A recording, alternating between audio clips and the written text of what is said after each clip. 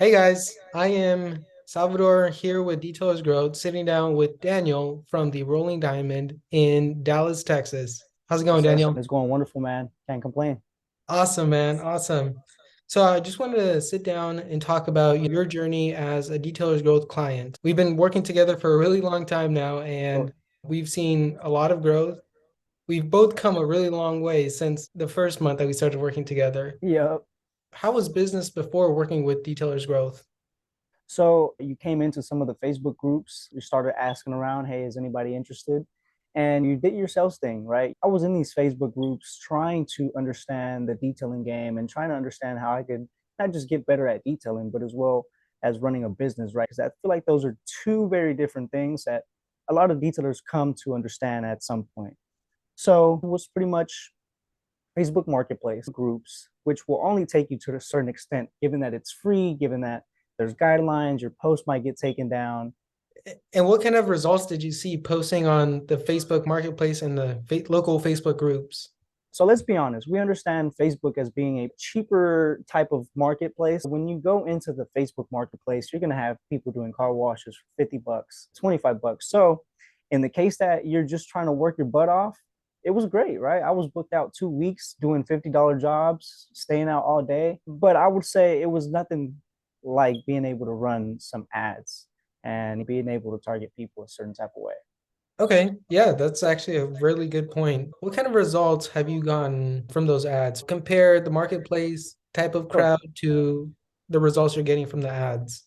Yeah, and just like anything, you can't be afraid to fail at something for the very first time. You're going to be a fool the first time, right? So the reason I say that is because I remember when we first started running our ads, we were getting a bunch of them and they were super cheap. I think they were like at $1, if not less, a couple cents. But Yeah, as we started to learn, they weren't the most qualified ads. With the ads, I've been able to talk to somebody who is more qualified or better filtered than someone who just sees $50 on a Facebook Marketplace post versus now we're able to actually show our work a little bit better and put it in front of people who are more qualified or more willing to pay our prices as well as take our services on board. yeah, because I know you mentioned you were doing the $50 details, and now what is like your average ticket price? I would say it's 175, Okay. and that's usually just an interior detail. So about 2 to 3 hours given a work, depending on the condition. Of course, that may go up, but 175 is the usual interior ticket. If not, it's 250 inside and out. So full detail is about 250. Perfect. Yeah, Mhm. nice. And you said that you are currently booked out for how long? A week and a half. Okay, That's nice. for the past month and a half. It's been about 2 weeks, but now as we try to fill in the next week, then we're about a week and a half right now. Awesome, man. Which is better than being able to book out 2 weeks a bunch of $50 details. But at that point, you're just gaining the experience. You're trying to learn how to detail. Now we can do about two or three a day comfortably, not having to rush to get to one spot to the other. And again, be booked out at least a month or a week and a half. Okay. Can you compare the kind of details you were doing back then, the kind of customer you were seeing doing those marketplace details Yeah. versus the kind of customers you're seeing now? Yeah, given that I started off promoting a lot of interior details, and I still do because that's one of our main services. The biggest difference is just the condition of the cars that we're getting, I guess the type of customer. So when I first started off in the Facebook Marketplace, I was trying to get my name out there, trying to get some work. So $50 would be for almost anything from throw up to the heaviest stained car, kids in there versus now we might get some of those, but I guess the way that we come across with our marketing, people do understand the fact that the condition is going to affect, that they understand the pricing a little bit better. There's a cushion behind the pricing or under the pricing for them to understand that this is the range that I'm going to be in. Okay, awesome, man. So I know in the beginning, it was very unstructured. The way we were doing the ads, we would run an ad. It was pretty straightforward, and they just went into your Facebook inbox. And then that gets pretty messy really fast. Yes. And then the next iteration was they went to your phone. You were getting texts. Yep.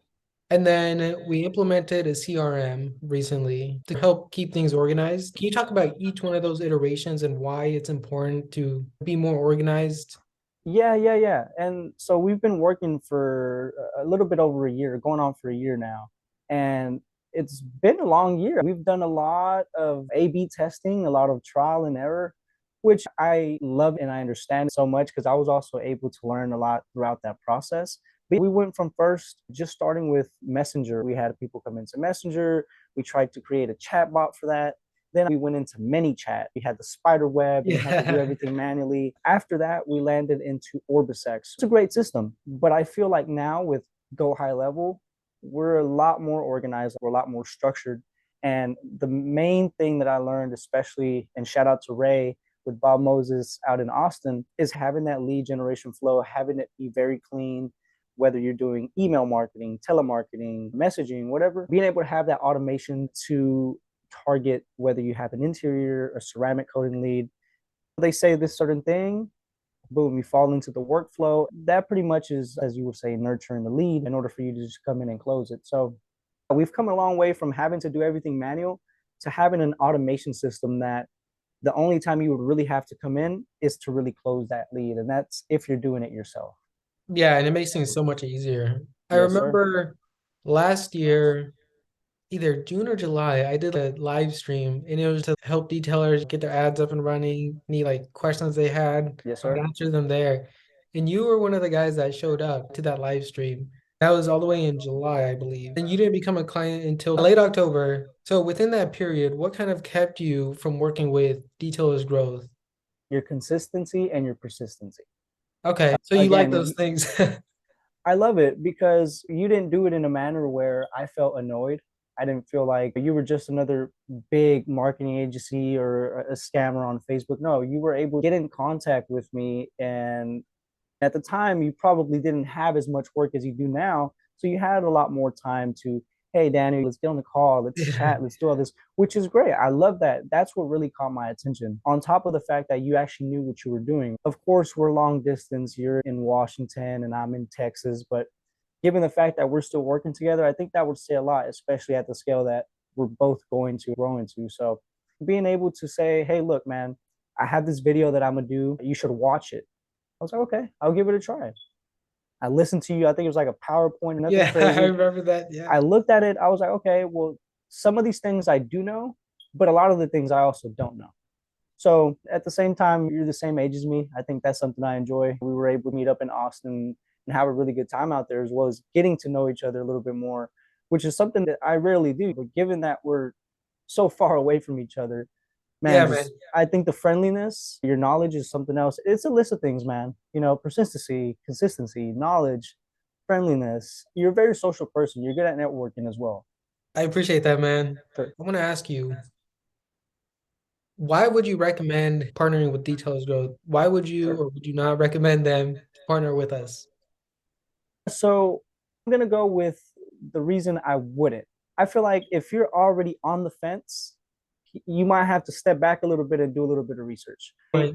I would usually say go ahead and do it, but you also have to kind of know what you're getting yourself into. So I think that's another great thing.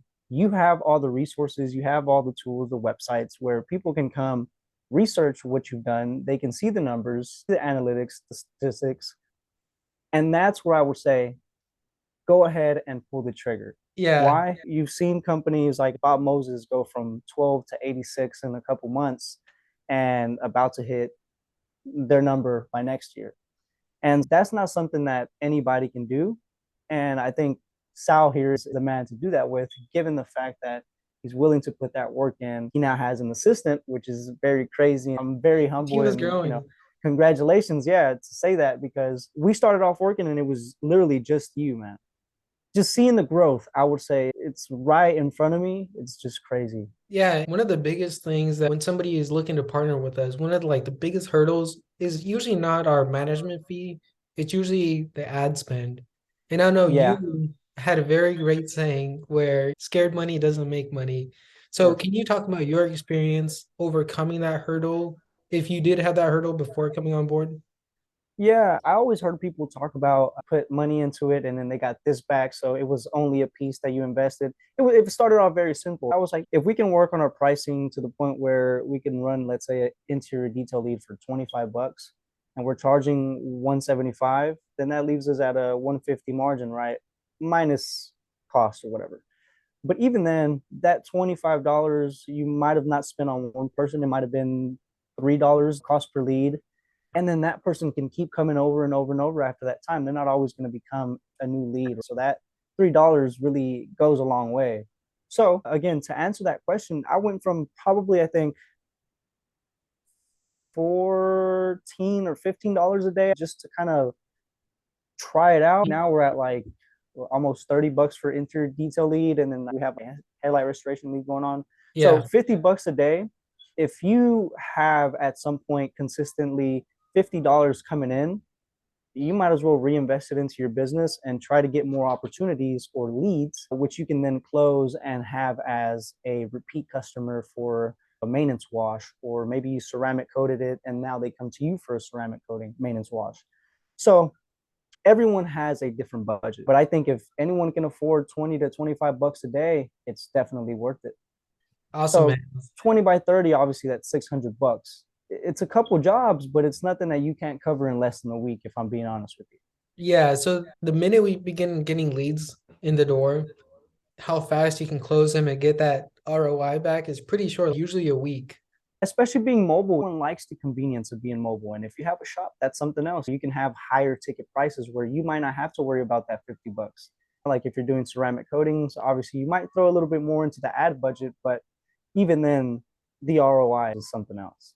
Yeah, let's talk about the future plans for your business. Right now, you're focusing on interior details. You want to talk about what's kind of developing for your business? Absolutely. Last year, around the time that you contacted me, I was having a little shift in my business to where I was thinking, I want something to really symbolize it, to brand it, and for people to be able to recognize and remember me. So we started off with a name change, which was the Rolling Diamond.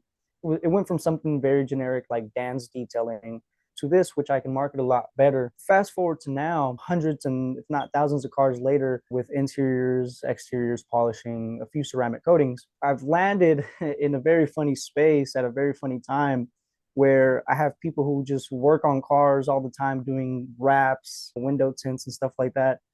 And we're thinking about getting into a space where we can start doing a whole lot more ceramic coatings, given the fact that now you have your ceramic clients going on. We know that you're a true prodigy at getting a lot of ceramic coating leads. And ROI is something huge. So when you think about a space, at least here in Texas, maybe 1 to 2 ceramic coatings a month will take care of that space. And that's not counting the wraps that we'll be doing or any window tinting. But to shorten it all out, we're hoping to go from mobile to shop and mobile and offer a variety of packages, whether it be PPF, the wraps. We want to buy a 3D printer for the wraps. That way people can get decals done or whatnot. Nice. But yeah, that's thanks to the growth that we've seen through advertisement, because it does bring consistent business with consistent clients, especially when you have scripts where you can either close them, you can follow up with them. I mean, I have all the information from you that has definitely been able to help me grow that Uh, aspect. That's awesome, man. And I know Yeah. that next year is going to be insane for your business. I hope you get that shop. I hope you're able to expand to PPF, Thank you, car brother. wraps, window tints, Yes, sir. coatings. Dude, Yeah, man. And I think this is one thing I've recently learned. It's, yeah, your business is your baby. You want to take care of it, you want to keep it to yourself, but you learn to be a detailer, but you also got to learn how to be a business person, right? So, joint project or a partnership, especially in the space where we're all working on vehicles in some type of way, it just comes along together. I detail the vehicle, I prep it, they throw the wrap on, someone else throws the tint. It's just a whole workshop that if you see the vision, you can make it happen. And if you're with detailers growth, you're always going to have that workflow. awesome, man. I'm excited for you. We'll go Thank ahead you, and brother.